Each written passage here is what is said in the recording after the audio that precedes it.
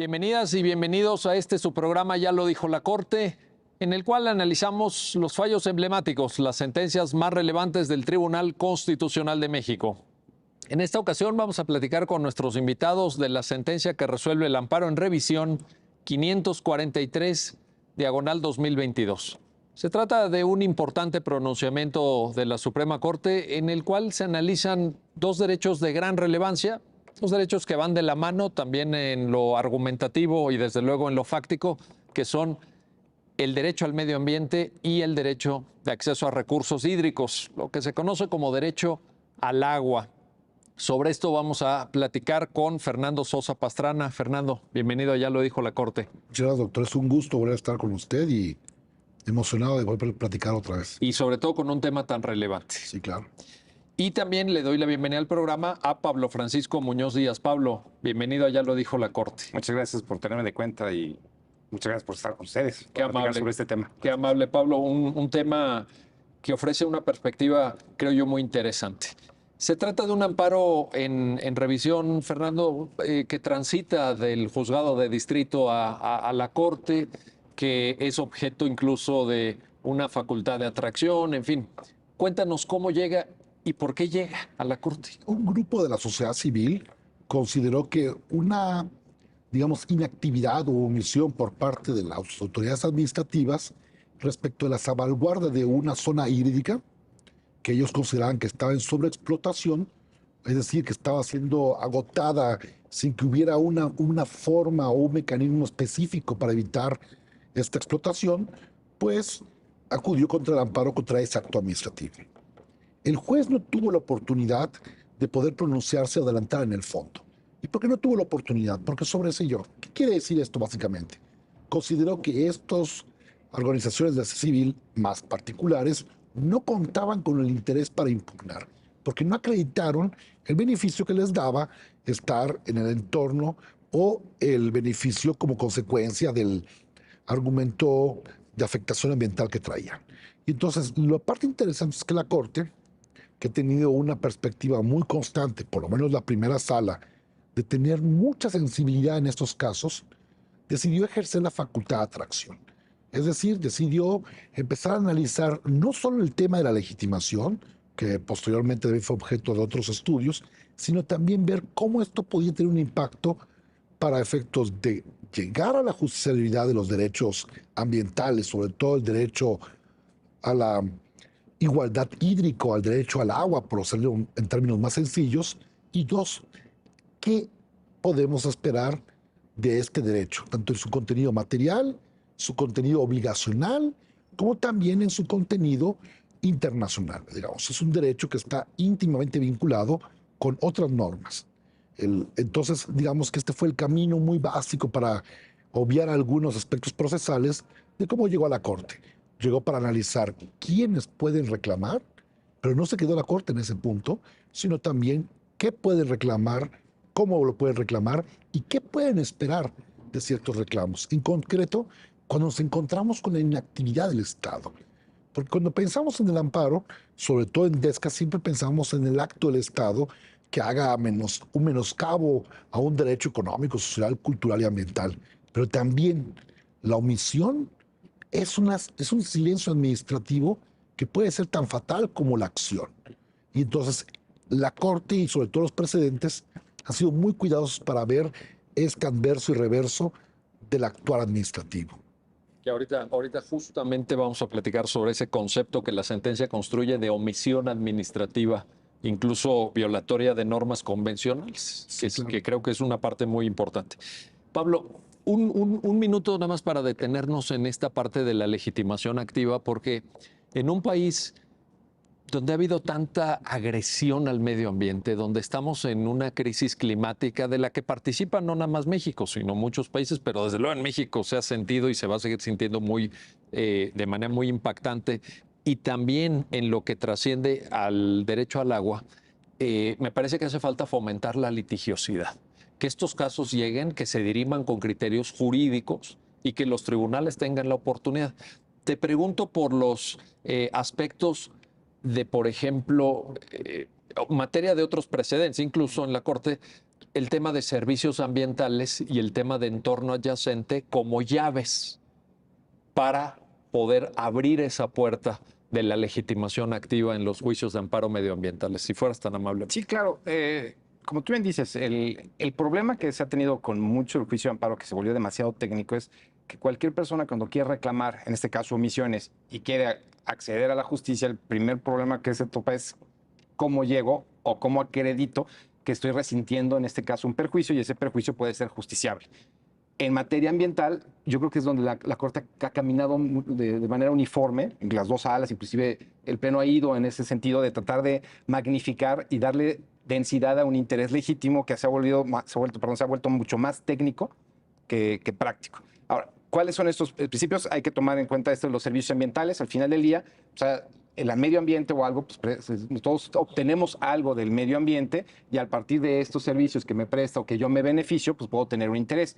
Ahora, hay una cuestión técnica que gusta mucho y ha gustado mucho en cómo se ha desarrollado, que es este principio de precaución. Es decir, Correcto. El problema es que se volvió tan técnico a veces el juicio de amparo y tratar de acreditar que yo resiento un perjuicio o puedo resentir un perjuicio, que lo primero que se empezó a desarrollar es que este principio de precaución, como bien lo dice, vamos a tratar de quitar las pruebas técnicas de que efectivamente estoy en materia de medio ambiente, se está resintiendo un perjuicio, o es posible que se genere un perjuicio ambiental. Entonces, con esto quitamos toda esta cuestión técnica del beneficio que yo puedo obtener por la naturaleza de cuestiones científicas, y lo que hacemos es que yo pertenezco a una comunidad y a partir de esa comunidad, del entorno, del acercamiento que tenga esa comunidad en la materia ambiental, lo puedo tener. Y de ahí hay que entender una cuestión. O sea, en el medio ambiente hay una idea de solidaridad. ¿Por qué? Porque al final del día todos nos beneficiamos del medio ambiente, del ecosistema donde nos estamos beneficiando, y a partir de esta solidaridad es que se empieza a desarrollar esta cuestión de interés legítimo en materia ambiental. Y hay una cuestión muy importante que desarrollan, que es el entorno adyacente. ¿Qué se refiere al entorno adyacente? Que efectivamente, pues yo tengo que acreditar en este interés que soy titular de estos servicios ambientales, de que recibo algo del medio ambiente, que me presta un ecosistema determinado y que yo habito en un entorno adyacente, es decir, cerca de él. Ahora, ¿cuál fue el problema que tuvo esta sentencia en una primera instancia? Que el entorno adyacente lo interpretaron de manera tan técnica que casi yo tenía que estar al lado del recurso hídrico, al lado de la... Como si fuera vecino de la cuadra de al lado. De hecho, es muy curioso, así lo menciona el quejoso, dice, es que me están exigiendo que sea un principio de vecindad inmediata. Y no, el entorno adyacente va más allá de eso. El entorno adyacente va a decir, efectivamente, que yo habito o me utilizo de esos servicios ambientales de una manera práctica. Y el caso en particular, que es la región de la Laguna, que es Durango, con Coahuila, en esta parte de Gómez Palacios, con Torreón, Sí. que hace esa cuestión limítrofe, efectivamente hace que este acuífero principal sea sumamente. ¿Por qué? Porque si estoy en Torreón y no estoy cerca de este problema, pues ni modo que yo no pueda acceder a la justicia de esto. Y hay que entender una cosa, que esto pues, lo vamos a abordar después. El entorno adyacente, el principio de precaución y sobre todo en este principio de solidaridad en el agua, es que el impacto que se genere por la falta de agua, pues empieza a resentirse en todo este entorno, que no tiene que ser una vecindad inmediata, sino tiene que ser un entorno, en este caso, de dos entidades federativas que van a empezar a ser perjudicadas por la falta de agua. Y es algo que también se maneja un poco en el interés. Pues si yo acredito que falta agua, pues simplemente con eso yo debería acceder directamente a la justicia. En pocas palabras es cómo fue abordado el interés legítimo en esta sentencia. Entorno adyacente tendría una dimensión más de carácter geográfico y servicios ambientales más en referencia al contenido que nos presta el ecosistema. Sí, de lo que nosotros nos podemos beneficiar, pero el entorno adyacente va por una cuestión geográfica. De hecho, el proyecto, para tratar de hacer más visual, inclusive ahí determinó la primera sala, poner un mapa para decir, mira, sí. aquí está, todas estas personas que están en este mapa son parte de este entorno adyacente. De una cuenca acuífera, ¿no? Que tiene que suministrar el líquido a esa población. Sí, de hecho, sí es una región hidrológica que forma una cuenca, y en este caso una cuenca central, donde pues, todos se benefician de esta agua. Y obviamente, si yo me beneficio de esa agua, si falta esa agua, pues voy a resentir evidentemente un perjuicio de esos servicios ambientales que me estaría prestando en esa situación. Fernando, la parte quejosa, que son personas físicas, pero también algunas asociaciones civiles de defensa del medio ambiente, lo que reclaman es una omisión de política pública que prevenga la sobreexplotación de mantos acuíferos. Y eso nos lleva al tema de omisiones administrativas que mencionaste. Sí, justamente lo que reclaman ellos es que han observado una tendencia de de poca actualización normativa. Han visto que existen algunas vedas, algunas restricciones de concesiones, pero que no están encaminadas a cumplir con un objetivo de evitar la sobreexplotación del manto acuífero. Te ponen los términos más sencillos. ¿Qué significa esto? Quienes vemos el tema de relaciones hídricas, el agua es un sistema que está interconectado, pero sobre todo es un sistema que si hay una sobreexplotación, contaminación, si tú mueves los vínculos acuíferos, pues probablemente esa zona no se va a volver a, digamos, a convertir en un elemento óptimo. Hay un montón de lugares, sin dar un nombre en nuestro país, que eran grandes lagos. Sí. Y esos grandes lagos solo quedan memorias históricas, gráficas de leyendas, viejas obras públicas. Pero eso refleja la sobreexplotación. Al final es una manera muy visual, muy gráfica de percibir, ¿no? Claro, eso refleja la sobreexplotación, refleja que este tipo de ecosistemas son extremadamente delicados, que el pequeño cauce que pueda moverse en un ecosistema, que es un conjunto de elementos bióticos y abióticos, pues el pequeño movimiento puede afectar. Entonces ellos lo que estaban viendo es que no había una actividad precisa, por no decir, había una actividad, pero una actividad que no cumplía con ciertas obligaciones que ellos asimilaban de carácter internacional. Y entonces, aquí viene un concepto muy interesante. Las omisiones tienen una construcción, por lo menos muy vislumbrada, para la función legislativa. Y de hecho, la forma en que la gente aprecia más las omisiones, porque es mucho más fácil encontrarlas a través de un incumplimiento de un mandato legal o de un mandato constitucional. El lenguaje de las leyes y de la Constitución generalmente son lenguajes concretos en tratando su omisión legislativa. Por ejemplo, se resolverá este derecho conforme a la ley que tal efecto expida el Congreso. Si no se expide la ley, omisión legislativa. Se resolverá para efectos de tal cuestión. O hay convenciones que sí tienen obligaciones legislativas, como por ejemplo el problema del error judicial. El error judicial se cuantificará conforme a la ley correspondiente. Y pareciera que es muy fácil entender el anclaje de la ausencia de una norma legislada o de una actividad normativa por parte de la entidad gubernamental. El primer punto, lo que hay que aclarar es que los convenios y tratados internacionales, su lenguaje no es parecido al de las leyes. Es un lenguaje abstracto, amplio, determinado en una situación que debe asimilar las perspectivas socioculturales de los países signantes. Y estas obligaciones no están encaminadas única y exclusivamente al legislador. Porque la primera regla del tratado internacional o de una convención es que no puedes oponer ninguna norma de derecho interno que sea un obstáculo o que vaya contra el efecto útil. Entonces, así como estas normas convencionales obligan al Estado en su conjunto, en sus diversas funciones, aquí estamos atendiendo a la función materialmente administrativa, que está encuadrada generalmente en el Ejecutivo y sus normas, de cumplimentar un estándar mínimo convencional para poder salvaguardar o poder tener mayor certeza de que se está haciendo una defensa adecuada de los recursos hídricos. ¿Cómo lo podría yo llamar en términos sencillos? Lo que están peleando los quejosos es una resiliencia hídrica de carácter convencional. Porque eso es básicamente, están salvaguardando la resiliencia hídrica. Entonces, no lo hice sin la sentencia, procuro dar una palabra que pueda condensar el sentir de los ciudadanos que llegaron por vía de amparo. Y que además, ya lo decía Pablo, bueno, hay una dimensión geográfica por la ubicación de los propios quejosos, pero sin duda alguna es un tema del país también, o por lo menos de la mitad del país. Yo creo que la Corte poco a poco ha empezado a romper esa idea, como decía Pablo, de vecindad inmediata. Sí. Prácticamente tendrías que vivir a la orilla del río para sufrir, pero la realidad, una cuestión hídrica está interconectada. Solo pensemos en el transcurso de un río que puede dar en diversos arroyos, en diversos sistemas de riego, que además interconectan con el mar y además existe lo que se llaman las famosas barras, que tienen un propio sistema. O sea, todos nos beneficiamos. Es más, con la simple regulación de la temperatura. Entonces, por eso es muy importante lo que hace aquí la primera sala. Reduce el estándar de prueba y pone, con base al principio precautorio, evitar que los quejosos tengan que probar algo que es casi imposible de probanza. Dígame usted, ¿cómo resiente que tiene usted este servicio acuífero o hidratante como consecuencia de este ecosistema? La pregunta es equivocada.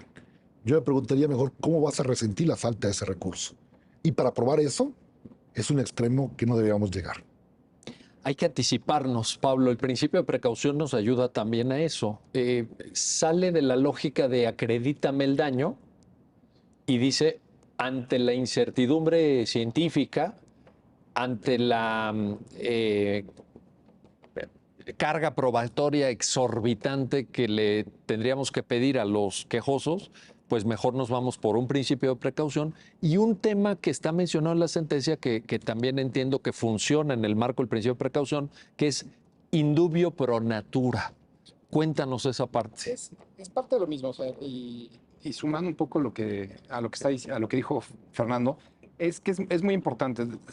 Y ya lo platicamos, es tan técnico y se hizo tan técnico que a veces parecía que el estándar era como un estándar de tratar de acreditar un daño como si fuera un procedimiento de responsabilidad civil extracontractual, responsabilidad civil por un acto ilícito. Y aquí el problema, lo que el gran olvidado es que están peleando un derecho fundamental y al pelear un derecho fundamental se le estaba poniendo tantas cargas probatorias y sobre todo en estos casos que son omisiones que no se podía llegar. Entonces, ¿qué hace el principio de precaución y sobre todo este indubio pro natura? Pues en caso de duda, pues tenemos que darle el beneficio, vamos a decir, en caso de duda hay que darle el beneficio al derecho al medio ambiente y que se debe de acreditar de manera.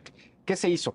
Y también se menciona aquí, buscar el efecto útil de los derechos fundamentales. O sea, la protección de los derechos fundamentales tiene que llevar a algo y tiene que tener una pretensión de utilidad para que se mejore. Y si lo que están reclamando ellos es que efectivamente hay un menoscabo al medio ambiente, pues lo que debemos de hacerlo es menos técnico y en caso de duda tiene que ser a favor del medio ambiente o el daño que está resintiendo el medio ambiente y quitando de lado todas las cuestiones técnicas o en este caso científicas de acreditar que efectivamente una comunidad o en este caso por estar en el entorno adyacente estás resintiendo un perjuicio que al final lo va a resentir toda la comunidad y a la larga pues todos, ¿no? Y algo que es muy interesante que se menciona aquí, ciertas cargas de cómo ya se está distribuyendo las cargas para la autoridad, por ejemplo. Lo que mencionaba Fernando, muy interesante de las omisiones, aquí la primera sala es contundente. La omisión, la carga de que tú cumpliste con la omisión es de la autoridad. Correcto. Ya no es en este caso el particular, porque obviamente pues, es una prueba del diablo, nunca iba a poder acreditar que no lo hicieron o por qué no lo hicieron, ¿no? Es decir, todo lo hemos platicado, siempre casi parecía el cuento de Bartleby, el escribiente de Herman Melville, de preferiría no hacerlo del Claro. Estado. Oye, es que preferiría no prestar los servicios. No, aquí estás obligado y como estás obligado, necesariamente lo tienes que prestar. Y si no lo prestas, es tu carga probatoria, es decir, tu carga debe tratar de asegurar que lo prestaste y si no, juega en tu contra. Entonces, esta suma de, en caso de duda, beneficio al medio ambiente y sobre todo que el Estado tiene la carga de acreditar que efectivamente hizo algo por el medio ambiente, pues es la suma de este tipo de sentencias. ¿Qué tanto en esto, Pablo, juega la propia, el alcance del derecho al medio ambiente, que es muy difícil de reparar cuando ya el daño ha acontecido? Por ejemplo, lo que decía Fernando ahorita, contaminar un río, que se puede, desgraciadamente, hacer en muy pocas horas, sí, pero luego repara eso. O sea, la propia materia, el objeto de protección del derecho medioambiental, también nos inclina hacia estas pautas argumentativas. A mí me parece que principio de precaución, indubio pro natura, al final del día lo que son es pautas de argumentación, de cómo vamos a interpretar los casos cuando estén de por medio cuestiones medioambientales, pero también en función del objeto mismo.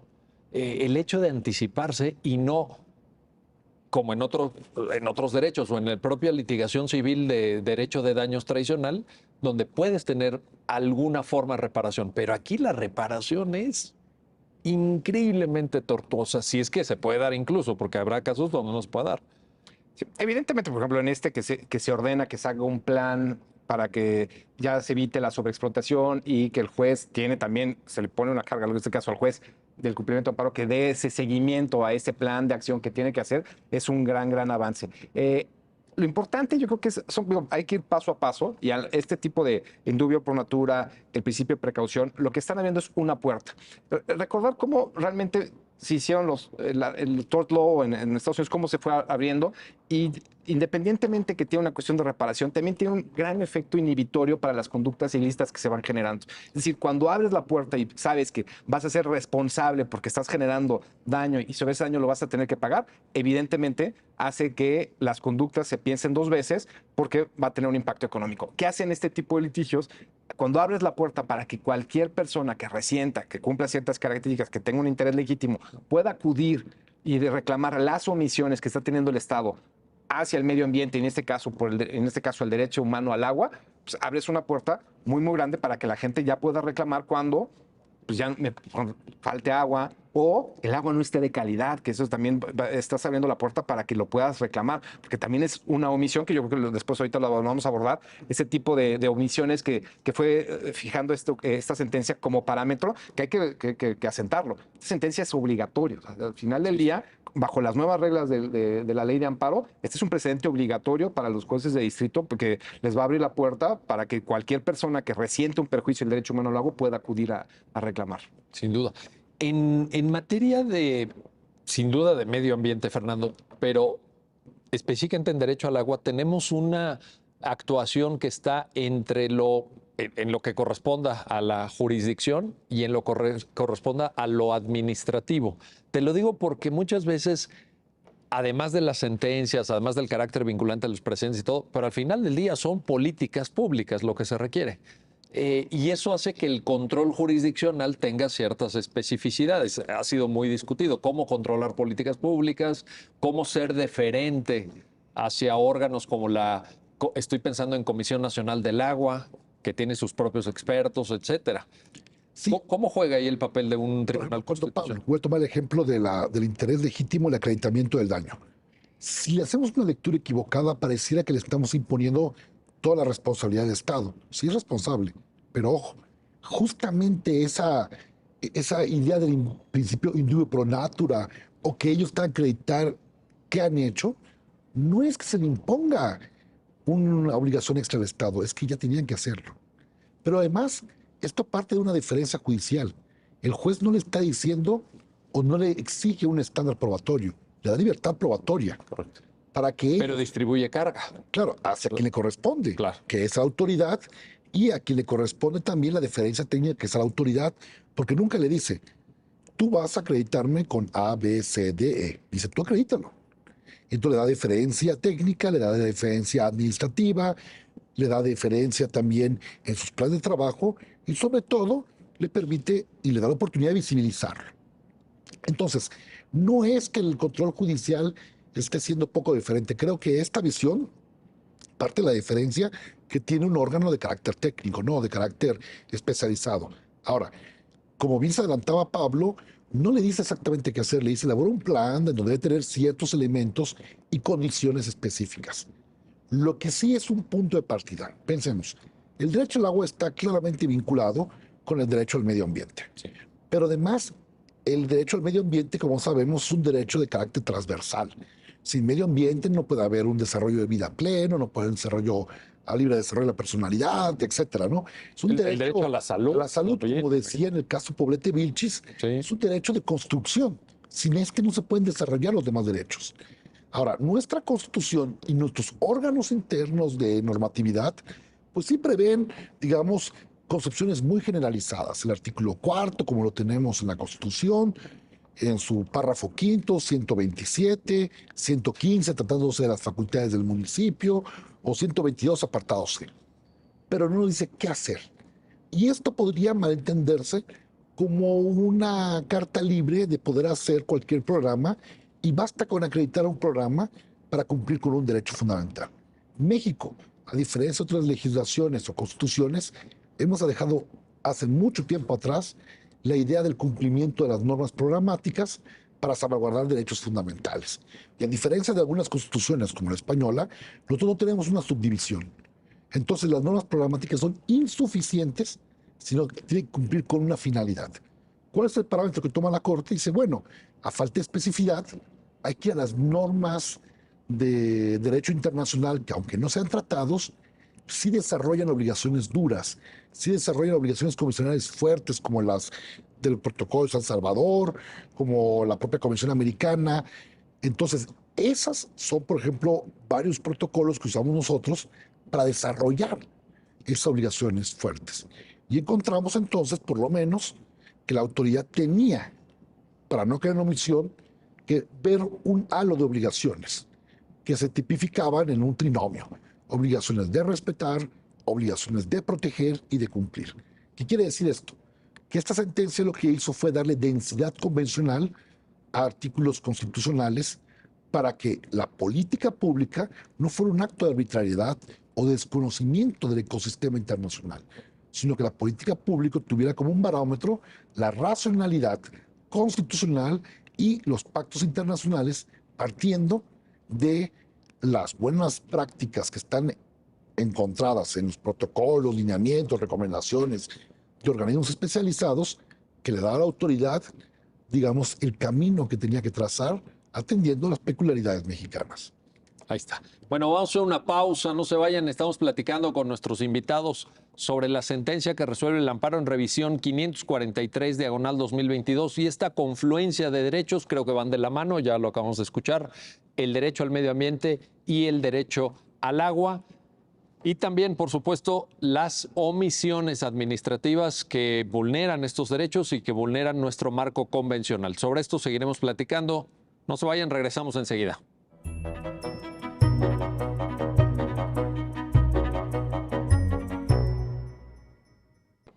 Ya estamos de vuelta, ya estamos de regreso para continuar en el análisis, en esta conversación con nuestros invitados sobre la sentencia que resuelve el amparo en revisión 543 diagonal 2022 y la protección adecuada del derecho al medio ambiente y del derecho al agua. Pablo Muñoz Díaz, a ver, regreso con el tema que Fernando Sosa ponía en la mesa cuando decía Fernando, bueno, ¿qué hacer para que estos derechos no queden como un puro manifiesto? Recuperaba también la expresión de que nosotros participamos en México de una visión de la Constitución no como norma programática, sino como norma aplicable aquí y ahora con todas sus consecuencias, etcétera. Y te lo quiero plantear en términos de la pregunta en términos de lo que la sentencia aborda en diálogo con la observación general número 15 del Comité de Derechos Económicos, Sociales y Culturales, ese documento fabuloso, porque de ahí deriva más de 20 puntos específicos la sentencia que enumera con gran detalle sobre qué hacer. O sea, la pregunta de Fernando Sosa, ¿qué hacer? ¿Por qué? ¿Por qué esta referencia a la observación general? ¿Qué aporta? ¿Por qué voltear a ver ese documento, Pablo? Es una parte muy interesante porque es una de la sentencia paradigmática porque aborda la inconvencionalidad de las omisiones administrativas. Lo que plantea, si estamos acostumbrados que cuando hay una inconvencionalidad, evidentemente es porque existe una norma o una regla que contraviene directamente a la convención, a una obligación internacional. Y aquí lo que hace la primera sala es analizarlo a la inversa. Es decir, tenemos un bloque de regularidad constitucional, cómo se integra la Constitución y qué forma parte de la Constitución. Entonces, lo que empieza a establecer, bueno, si nosotros decimos que existe este bloque de regularidad constitucional, no nada más son los derechos, sino también existen las obligaciones que tiene que hacer el Estado. Y como bien decía Fernando hace rato, una omisión no nada más es una inactividad cualquiera, es una actividad que conlleva una obligación y un deber. Entonces, lo que hace la Corte es analizar que cuando existe este bloque de regularidad convencionalidad, no nada más son los derechos fundamentales, sino son las obligaciones que también tiene en este caso el Estado. Y obligaciones que vienen pues, desde el artículo de la Convención de Viena sobre los derechos tratados, el 26 y 27, pues, cuando tú celebras un tratado, no nada más tienes obligación de cumplirlo, sino tienes obligación de hacerlo útil y obligación de no tener normas y actos internos que contravengan o que omitan su cumplimiento. Y al establecer este bloque de regularidad constitucional, establece, bueno, lo que hace la Corte es prever que estas obligaciones que se desprenden tanto de soft law como de la Convención Americana de Derechos Económicos, Sociales y Culturales, de la observación que ahorita comentamos, la observación general 15 del comité, lo que hace es establecer, bueno, existen ya estas obligaciones y hay que cumplirlas.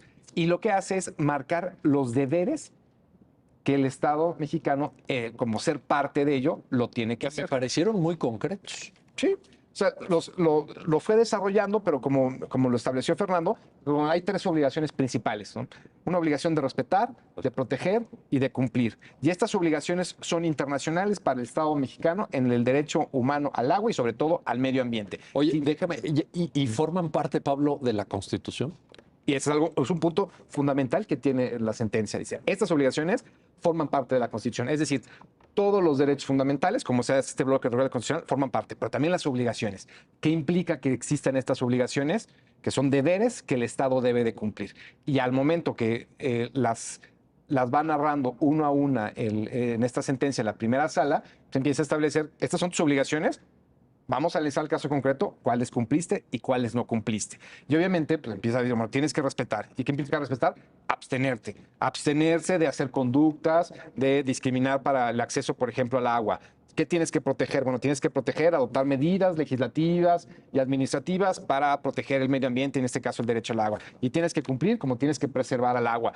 Tienes que darlo de manera indiscriminada, tienes que darla de calidad. Empiezas a desarrollar una serie de obligaciones que pareciera que no debían de cumplirse, es decir, pues, no, el Estado podría decir indiscriminadamente si las cumplía o no cumplía, y al momento que la Corte establece que estas obligaciones son parte de la Constitución, entonces analiza esta inconvencionalidad de omisiones administrativas. ¿Qué quiere decir? Analiza la conducta omisiva por parte de este, en el caso, una autoridad administrativa, y ve si la obligación ya está reconocida dentro de la Constitución, y obviamente al no cumplirla es inconvencional.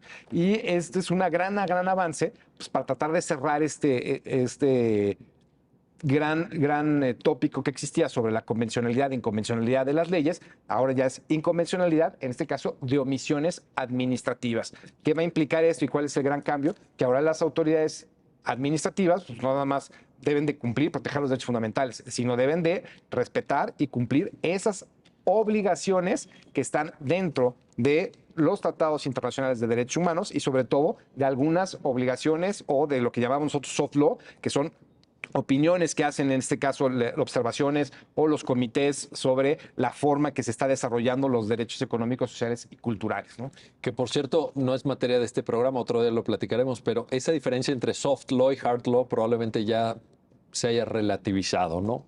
Porque si tú tomas la observación general 15 y le reconoces efectos normativos plenos, le das rango constitucional por ser interpretación de un tratado, pues ya soft law ya no es. Es un gran avance, porque era un resabio que nosotros teníamos de cuando se interpretaba las fuentes de derecho internacional y se acudía al estatuto de la Corte Nacional de Justicia, que es el artículo 38, que decía hard law, que son los tratados que celebran, y soft law, que era como, bueno, pues si quieres cumplir o no cumplirlos. El gran avance que hizo la Corte Mexicana es, oye, esto es una forma de que le está dando densidad a los derechos, como dijo Fernando hace un momento, es una forma que da desdoblamiento de estas obligaciones, y obviamente pues, el Estado mexicano, y en este caso cualquier Estado que firme un tratado internacional o que suscriba un tratado internacional, está obligado a cumplir.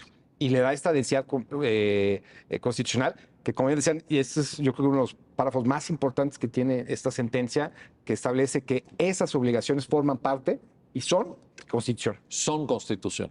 Son Constitución. Hay que repetirlo muchas veces. Y de esa manera también, Fernando, construye la Corte en la sentencia desde el punto de vista argumentativo el parámetro, porque tratándose de una omisión administrativa, una autoridad de buena fe, pensemos que sea de buena fe, podría decirte, bueno, ¿y qué tengo que hacer concretamente? Porque tú mismo lo decías, si vamos al párrafo quinto del artículo cuarto, si vamos a las referencias del 115, el 122, está mencionado el derecho, pero desde luego no está desarrollado y a nivel de legislación puede ser suficiente o no, pero lo que la sentencia aporta es, a ver, este es el parámetro, lo que hay que cumplir es esto. Por ejemplo, obligaciones de cumplimiento. La observación general número 15 te da 25 cosas por hacer. Dime si las cumpliste o no. Si no las cumpliste, pues estás violando el marco convencional. Sí, y la Corte le da un factor obligacional. ¿Cuál es la parte que yo creo todavía interesante de acudir a las normas soft law que mantienen esta diferencia con las de hard law? Es que las soft law se constituyen una experiencia internacional para potencializar el cumplimiento de obligaciones duras. Esto no quiere decir que es una imposición de algo que no fue pactado. Quiere decir que este es un mecanismo que un grupo de expertos ha considerado que es efectivo para el cumplimiento. Esto puede también pasar de que el propio Estado mexicano, por eso es muy importante, cuando pone la carta de trabajo, puede encontrar mejores mecanismos, ¿eh? Correcto. Y entonces puede decir, mire, yo no hice el ABC del observación número 15 porque yo encontré que lo hice así, así, así, y logré una mayor efectividad. Esta es la flexibilidad de esto. Pero no puede decir la autoridad que no tiene ni siquiera por dónde empezar. Este es el punto de partida. Tiene dónde mejorar, pero no dónde dejar de hacer. El ejemplo muy sencillo sería, imaginemos que alguna recomendación de la Convención o del Comité de Derechos del Niño recomiende preferentemente tomar una grabación auditiva de la audiencia del menor. Y el Estado mexicano dice, no, yo lo videograbo, porque puedo ver el efecto. ¿Sería incumplimiento? No, sería un punto de partida hacia arriba. Esta es la parte relevante de la sentencia. Cuando analizamos este efecto de las soluciones blandas, es que le decimos, tienes un punto de partida, pero si tú quieres mejorarlas, perfecto, mejóralas. No son pétreas, no son absolutas. Son un punto de partida para el cumplimiento eficaz de obligaciones duras contenidas en las convenciones. No es una sustitución de la voluntad estatal, es un sistema de medios eficaces. Aquí tenemos una lista, pero esta lista no es una lista pétrea que la autoridad debe buscar. Si ellos en su capacidad regulatoria y diferencia técnica encuentran mejores vías, dialogan con esto, con prácticas internacionales y hasta pueden crear una práctica mexicana. Por eso no es una imposición. Por eso el empleo de estas recomendaciones, de estos informes, de estos protocolos, no es que ampliemos el concepto de tratado o de obligaciones internacionales, ampliamos la forma de hacerlas útiles. Oye, y en este sentido, creo que también la autoridad administrativa en su ámbito de competencias debería de sentir esta vinculación, porque si la sentencia, como ya recordaba Pablo, afirma, todo esto es constitución, sí, pero la constitución es para todos. O sea, en rigor no deberemos de esperar a que llegara un amparo. La autoridad administrativa, a partir de estas lecturas normativas, Claro que la puede hacer. ¿no? Y de hecho me ha tocado ver algunos asuntos en donde la autoridad administrativa, mucho antes que la Corte hiciera las construcciones del principio precautorio, el principio preventivo, lo invocaba. O sea, sí es algo común que vemos en las autoridades administrativas, porque evidentemente lo que uno espera en una autoridad administrativa es un principio de especialización. Entonces, bajo el principio de especialización, la autoridad debe conocer el entramado no solo nacional, sino internacional, porque tú partes de la premisa que en estos órganos, ya sea descentralizados, desconcentrados o autónomos, se parte el principio de especialización de los funcionarios públicos. Entonces, no es una expectativa en vacío, es una expectativa razonable del elemento subjetivo y además del elemento objetivo, porque las normas nos vinculan a todos igual. Entonces, como lo que dice Pablo, tú tienes que ver esto y tú debes preguntarte cómo lo efectivo. Ah, bueno, pues tienes este catálogo de normas que te dan unas buenas prácticas para hacerlo más eficaz. Y en este caso lo que haces es poner claras las cosas.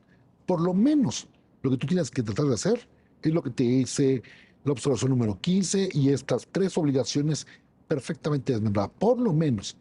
Eso no quiere decir que puedas hacer más.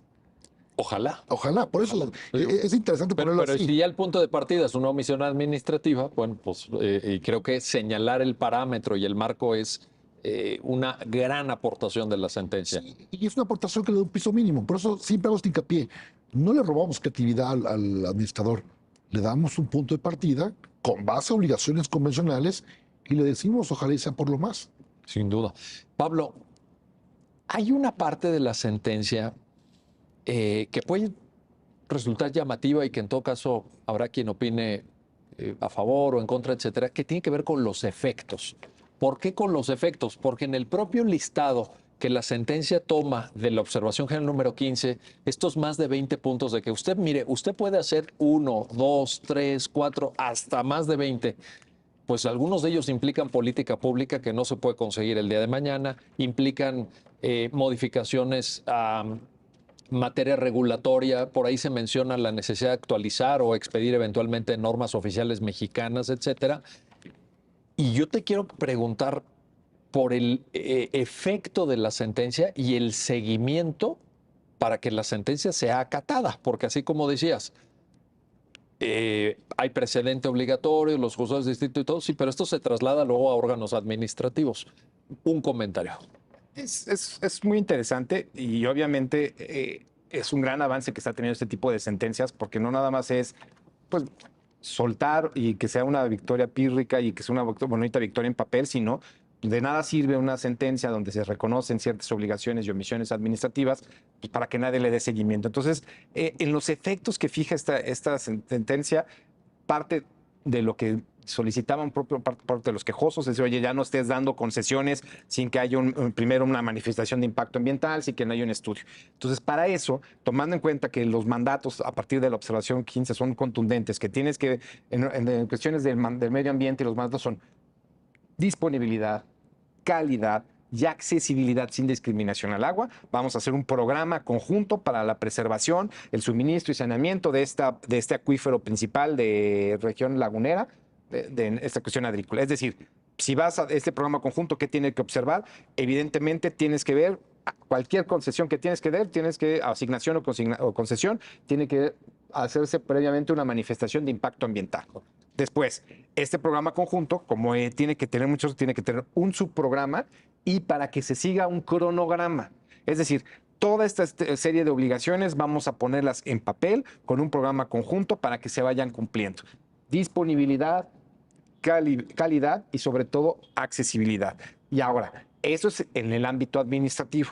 Para que esto no quedara, vamos a decir, como una mesa que estuviera floja o coja, lo que hizo fue el seguimiento propio que le tiene que dar el juez a este cumplimiento. ¿Por qué? Que la sentencia fue muy contundente. A partir de la notificación de esta ejecutoria, tienes 30 días para desarrollar el programa. En esos 30 días tienes que dar el programa, en ese programa tienes que primero prevenir que antes de cualquier concesión o asignación se dé una manifestación de impacto ambiental y posteriormente tienes que dar un subprograma de trabajo de cómo vas a implementar este programa. Y a partir de ahí, el cronograma de actividades y ese seguimiento lo va a dar el juez. Vaya tarea para el juzgado. Fernando, en este mismo punto que comenta Pablo, hay un efecto, digamos, en el seguimiento de los efectos de la sentencia que tiene que ver con informes bimestrales. Dice ahí, bimestralmente la autoridad informará de los avances. Esto me recuerda a una técnica, no sé si llamarle argumentativa, de la Corte Interamericana. La Corte Interamericana también le solicita a los estados informes periódicos cuando está implicado un desarrollo de política pública. ¿Estamos convencionalizando también nuestro estilo argumentativo? Sí, y yo creo que también es un poco cuando nosotros, Pablo y su servidor, tuvimos la oportunidad de darle cuenta a esto al ministro González, que fue el ponente. Cuando analizamos la confección de los efectos que el ministro iba a poner a consideración de sus pares en la primera sala, él nos planteó su principal preocupación respecto de lo que él ha encontrado en el derecho comparado como un punto de qué debemos evitar en tratándose del cumplimiento. Primero, sustituirnos completamente a la voluntad administrativa. Y él partió de dos ejemplos que él le tenían preocupación que se podían replicar. Cuando la Corte Constitucional de Sudáfrica emite esa primera sentencia sobre el derecho al agua, se convirtió en letra muerta, ¿eh? O sea, muchos estudios doctrinarios han dicho que ha sido muy complejo llevar el cumplimiento de esta sentencia, ¿no? Y a pesar de que tiene una disposición constitucional expresa, y bueno, llegaron al punto cero en algunas ciudades de Sudáfrica, lo sabemos bien, que tuvo que haber un gran esfuerzo de sociedad civil para evitar el día de cero de la cuestión hídrica. O bien, él recordaba mucho y nos ponía en las discusiones o pláticas que tenemos con él cuando damos cuenta, una sentencia, creo que no me equivoco, de la Corte Constitucional de la India, en donde la Corte Constitucional de la India ordena la entrega inmediata de ciertas semillas como consecuencia de algún recurso constitucional. La autoridad la entregó, porque fue casi como un ukase, o sea, una determinación directa. Lo que no se averiguó en ese tiempo es que esas semillas tenían un resguardo para evitar una posible carencia que evidentemente llegó y puso un poco en crisis el tema del cumplimiento de las sentencias. Entonces, ministro, hay que hacerlo de tracto sucesivo, tomando en cuenta, digamos, el marco convencional, pero que ellos vayan llenándole sus prácticas administrativas, como por ejemplo, bien decía Pablo, tomar en cuenta de que no deben evitar concesiones sin una manifiesto impacto regulatorio. Esto es de perogrullo, pero también hay un programa que debemos ver cómo evitamos la sobreexplotación del manto acuífero. Está por ahí el tema de las vedas también. De las zonas de veda, pero pues, muchos sabemos que en zonas de veda pues puede haber permisiones de perforación, por ejemplo, con pozos. La única distinción es que una perforación de un pozo en zona de veda requiere un tipo de permiso. O sea, claro, o sea, una veda no es una protección total.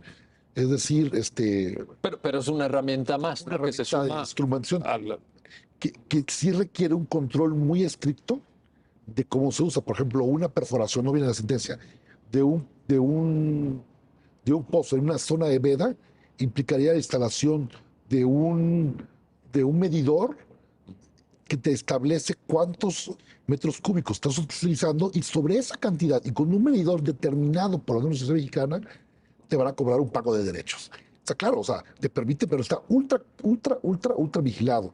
Y claro, la perforación en zonas de vedas sin permiso tiene unas sanciones bastante pecuniarias. Entonces, claro, lo que hace la sentencia es justamente lo que usted decía, toma un control a tracto sucesivo, muy cuidadoso, y creo que le va a dar un seguimiento de cómo esto va a permitir pues que venga un retroceso en la resiliencia hídrica de esta cuenca que fue objeto de amparo. Pablo, una de las cuestiones que, independientemente de los efectos, están ahí es comprender casi a nivel de doctrina jurisdiccional cómo se configura el derecho al medio ambiente y el derecho al agua, por lo que decía Fernando hace rato. Dice, bueno, tenemos referencias varias en la Constitución, pero no tenemos definiciones, no tenemos contenidos específicos. La legislación pues podrá quedarse corta o no, etcétera, podrá estar actualizada o no, pero la sentencia dice, lo que se tiene que entender por derecho al medio ambiente es esto, mínimamente A, B y C, y lo que se tiene que entender por derecho al agua es esto, A, B y C. Dialogando con derecho internacional, por ejemplo, trayendo a colación, tú mismo lo citabas, la Convención de Viena sobre Derechos de los Tratados, para no apoyarse en disposiciones internas que violen el marco convencional. ¿Por qué es importante que desde el punto de vista argumentativo todo esto figure en una sentencia? Bueno, evidentemente es importante que se vayan definiendo las situaciones y aquí quiero hacer un paréntesis. No es algo que haya rogado la Corte y haya creado, sino simplemente tomó lo que ya es Constitución y de ahí empezó a tomar ciertas definiciones que ya el mismo Estado mexicano la había suscrito o había sido observado en esta observación, la observación número general 15, donde ya existían este tipo de definiciones. ¿Y qué hizo? Fue ponerlas para dar mayor claridad y darle densidad a este tipo de derechos, establecerlos. Por ejemplo, definió que es un ecosistema como conjunto de elementos bióticos y abióticos, etcétera, etcétera, cómo nosotros tenemos un medio ambiente, los servicios ambientales, cómo nosotros tenemos en este ecosistema, cómo nos beneficiamos, cómo el impacto genera de este derecho del medio ambiente sano. Es un derecho ambiente sano, es un derecho que todos tenemos y cómo tiene que conservarse sano. Establece primero un desarrollo sobre el derecho humano al agua y lo primero que hace es, ojo, es una relación interdependiente que existe entre el medio ambiente y el agua. Sí. Es decir, no es que propiamente el derecho humano lo haga sea un derecho individual o fundamental o que sea de cuño propio, sino dice, bueno, existe un derecho al medio ambiente sano y en este derecho al medio ambiente sano existen una serie de derechos humanos o derechos fundamentales que tienen y en estos está el derecho al agua. Y le da sobre todo una cuestión objetiva y subjetiva o antropocéntrica. Bueno, objetiva hablamos de el conjunto de todos y sobre todo lo vamos a definir cómo tiene el impacto directo en las personas. Entonces le empieza a dar una serie de densidades, reitero, sin arrogarse la creación de conceptos o algo, sino simplemente lo que hace es evidenciar lo que ya es derecho a todas las demás autoridades y considera que es muy importante definirlas para que no haya malas interpretaciones. ¿Qué implica esto o qué implica que no se hubieran definido? Cuando no se define algo, se deja sujeto a una interpretación, se deja una textura demasiado abierta y obviamente lo que quería hacer aquí la primera sala era cercar este tipo de conceptos para definir claramente las obligaciones a partir de un concepto determinado. Y esto es importante cuando trabajas temas de omisión administrativa precisamente, porque si no dejas claro eso, pues también la autoridad puede escudarse en un supuesto vacío conceptual. Oye, yo nunca pensé que el tema de veda, ¿no?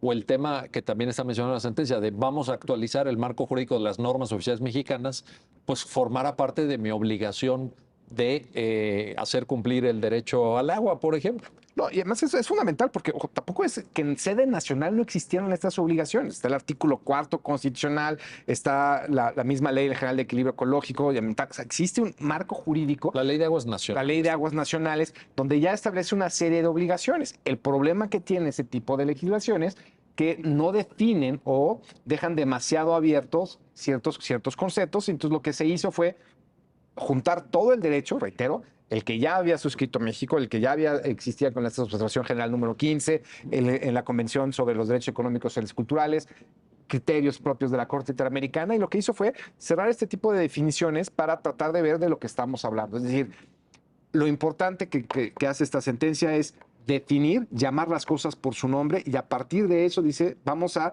visualizar algo que debes de proteger.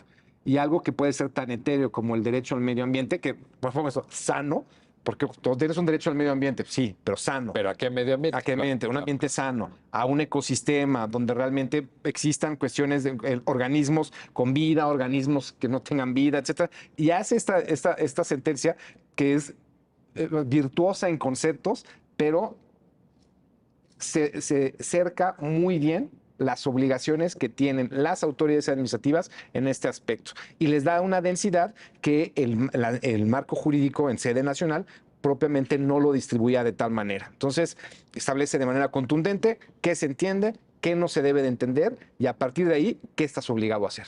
Fernando, nos queda un minuto de programa, pero no quiero despedirlo sin preguntarte esto. Un precedente, pues como no recuerdo otro en materia medioambiental. Para mí es un punto de partida fundamental. Yo creo que es la forma en que la Corte empieza a poner muy claro quiénes pueden defender el derecho al agua. Que es el tema de la legitimación. ¿Cómo pueden defenderlo al saber qué pueden esperar de todas las autoridades, en este caso administrativas, y qué pueden esperar como ámbito de protección por parte de un juez federal? Los efectos. Los efectos. Entonces esta sentencia te da tres caminos que ya son obligatorios para los jueces federales porque parten de una jurisprudencia. Entonces pueden llegar los ciudadanos y esperar cualquiera de estas tres cosas, anclados con este precedente que tiene, como bien dice Pablo, un anclaje conceptual no de confección interna, sino de diálogo con los instrumentos especializados en materia de derecho del agua. Pues enhorabuena por ello. Fernando Sosa Pastrana, Pablo Francisco Muñoz Díaz, gracias. Muchas gracias. Gracias a ambos por ayudarnos a entender esta sentencia y gracias a usted por hacer posible su programa Ya lo dijo la Corte, en el cual analizamos los fallos emblemáticos, las sentencias más relevantes del Tribunal Constitucional de México. Hasta pronto.